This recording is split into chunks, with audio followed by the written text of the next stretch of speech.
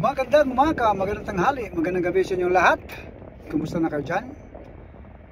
Good morning, good afternoon, good evening. Mayang buntag, maunto, mayang gabi,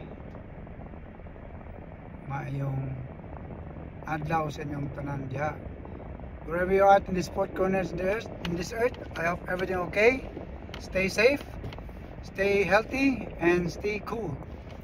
Okay, gusto ko lang kayo pasalamatan.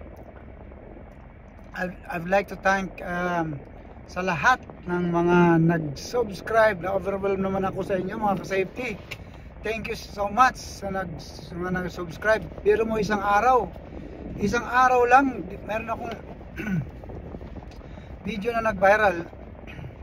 Isang araw lang 1,500 more than 1,500 nag-subscribe.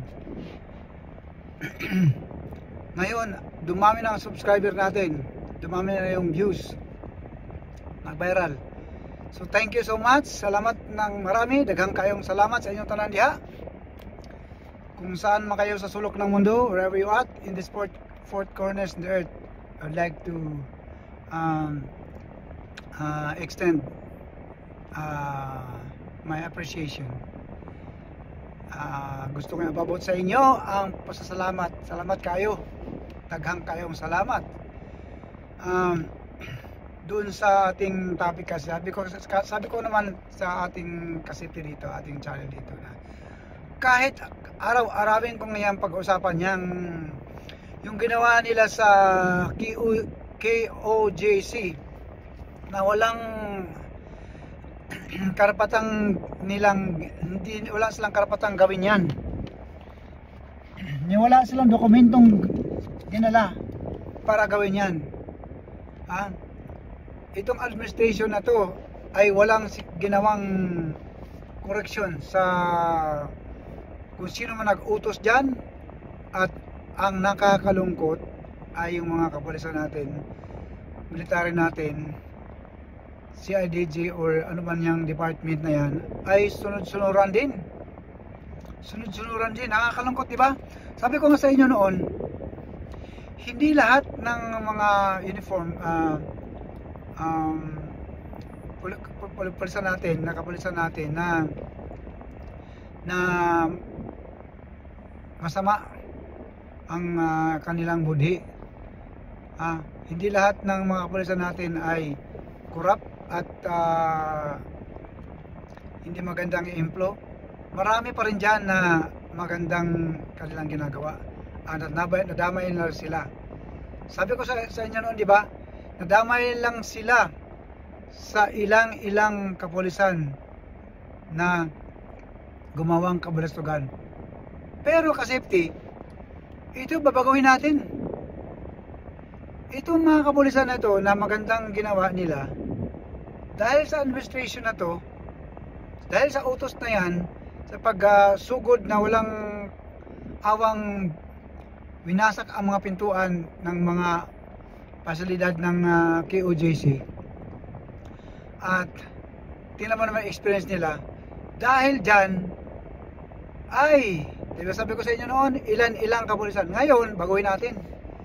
Nadamay lang itong magagandang kalooban ng pulisan na ito, maganda ang kilang ginagawa sa maraming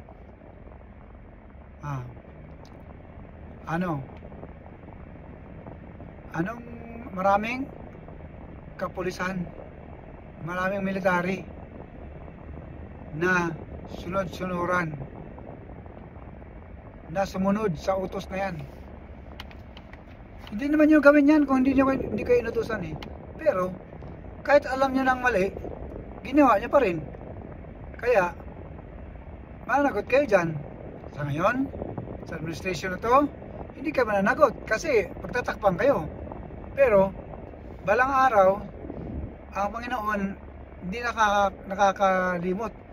At ang Panginoon, hindi nakakalimot ang Panginoon. Basta kung may magkagawa ka ng kasalanan, pero hingi ka ng tawad, ay kakalimutan niyo yung kasalanan mo.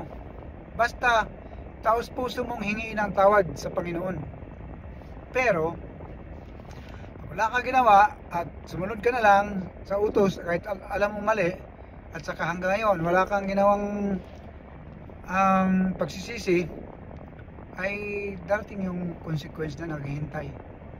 Dahil the Lord will fight for KOJC. The Lord will fight for Pastor Kibuloy. The Lord will fight for those children that got harassed and traumatized. Sabi ko nga sa inyo mga kaseti noon di ba? Hindi lang to usaping KOJC. Ito isapin ng buong Pilipinas, mamayang Pilipino. Saan ka nakakita? Gumawa ng maganda. Name it. Pangalanan niyo kung anong magandang ginawa ni Pastor Kibuloy. Ang dami. Ang daming ginawa. Masama pala yung pag gumawa ka masama pala yun sa kanila. Pag gumawa ka ng maganda, nakakatulong ka sa government na ito, administration na ito, sa mga nakaraang decade na. Ilang decade na ginawa ni Pastor Kibuloy na kabutihan sa ating bansa.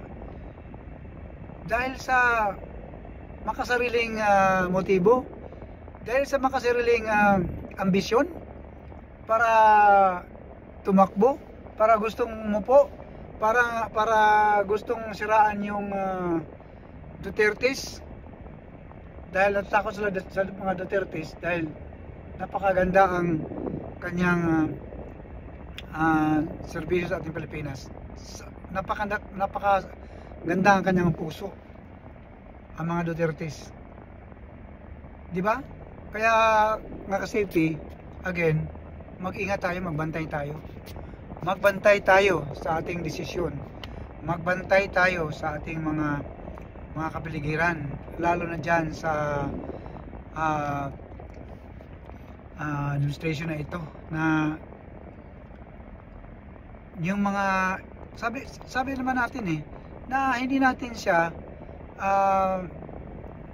hanapan ng paraan. Itong mga rally na to, wala tayong motibo dito para ipatalsikan si Marcos. Ang ating motibo dito ay i-remind sa kanya na huwag sumunod sa mga bulong. Huwag sumunod sa mga bulong. Kaya lang nakikita natin wala naman siyang ginagawa. Iba yung sinasabi niya sa iba yung ginagawa niya sa sinasabi niya. Ulit-ulitin pa ba natin yung mga promise? Hindi na, di ba? Ang dami, nakakasama na ulit-ulitin. Sige, sabi niya, ulitin ko ulitin ko na. Mga promise ng bigas, murang bigas, 20 pesos per kilo. Sahod, bumababa. Di ba? Lalong bumababa. Ang mahirap, lalong mahirap. Ang mayaman, lalo na dyan sa may maraming project dyan sa government na may mga budget, lalo silang yung mayaman kasi hindi natin alam, di umano may mga budget dyan na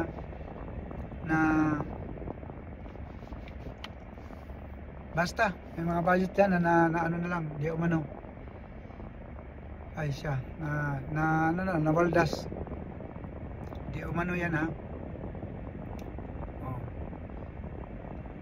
anong gagawin natin?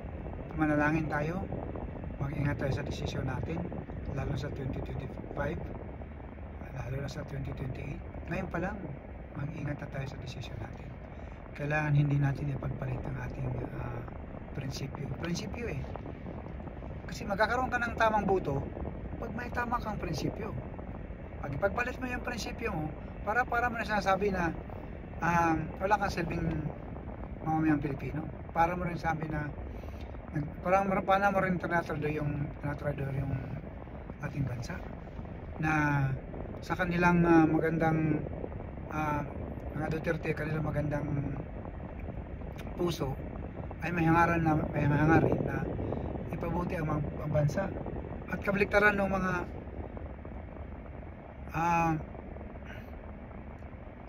takaw sa posisyon, kabaliktaran. Dahil ang hangad nila magnakaw sa kaban ng bayan. Ang hangad nila ay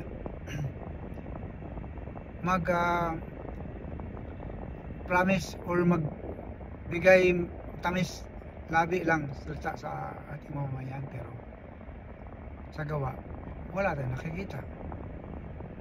So hanggang kailan pa ba tayo nito mga ka-safety? So ngayon pa lang panawagan na natin sa mga kababayan natin na mag-ingat tayo. I-share nyo itong video na to. Mag-ingat tayo sa ating desisyon. Again, thank you sa overwhelming na subscribe nyo at panonood nyo sa aking video. Panoorin nyo pa, i-share nyo yon. Ang title na 10 million pabuya. Dahil yung pabuya na yon, saan ka nakakitang magkaroon ng pabuya? Hindi pa nga convicted. Suspect pa lang siya. Ha? Innocent until proven guilty. Otherwise proven guilty. Mayroon ba siyang ginawang maganda na na-prove niya? Wala, di ba? Kaka-haka lang. Dahil may mga nag-utos dyan, sirain itong pastor na ito, sirain itong tao na ito kasi makadikit sila si Duterte. Ganyan. Pero hindi niya maluloko yung mga Pilipino. Hindi niya malilinlang ang may mga buting puso ng mga Pilipino. Ha? Hindi niya malilinlang ang Panginoon. Nakikita kayo. Okay?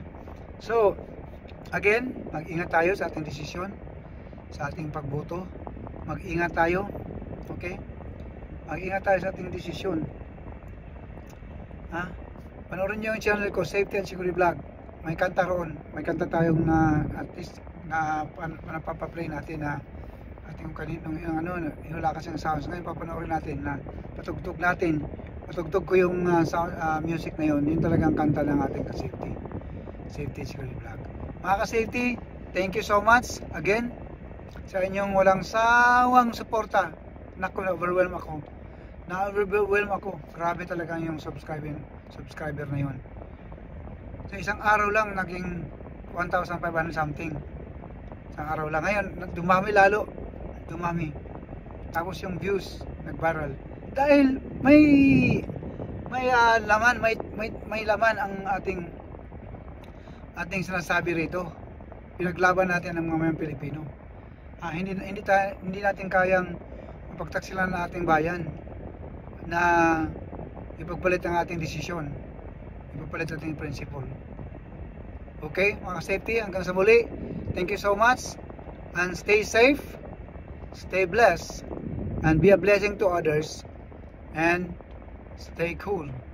Again, pag-pray natin, palagi natin ipag-pray, walang sawang pag-pray. Ang mga KOJC members, ang kanilang karanasan, kailangan may mananagot na. In perfect time, perfect will. Ating panalangin din si Pastor Kibuloy magkaroon ng kalakasan pangatawan, ang kanyang safety. Lalo na ngayon, ang kanyang safety ay nanganganib na. Nanganganib. Pag-pray natin. Okay? We love you. Ka-safety. Magmahalan tayo dito. Isishare natin. Kita mo yun si Pastor Kibuloy. Again, ulitin ko. Ang kanyang ikinakalat ay pagmamahal. Ititunuturo niya sa mga member ay pagmamahal. Again, sabi ko sa inyo, hindi ako member ng KOJC. Pero nakikita sa kanyang panlalakad ay nandoon, ginagawa niya yung kanyang pinipreach. Hinahayag niya yung pagmamahal ng pagmamahal ng Panginoon ay binigbigay niya sa kanyang member. Nakikita mo naman, hindi lang sa mga member, ipadarama niya yung kanyang pagmamahal sa magitan ng kanyang tulong sa ating bansa, di ba? Kaya ka-safety, pag-pray natin ulit si Pastor Kibuloy sa kanyang safety. Thank you, hanggang sa muli. Safety and Security Vlog. Bye bye for now. Chop chop mama. Bye bye.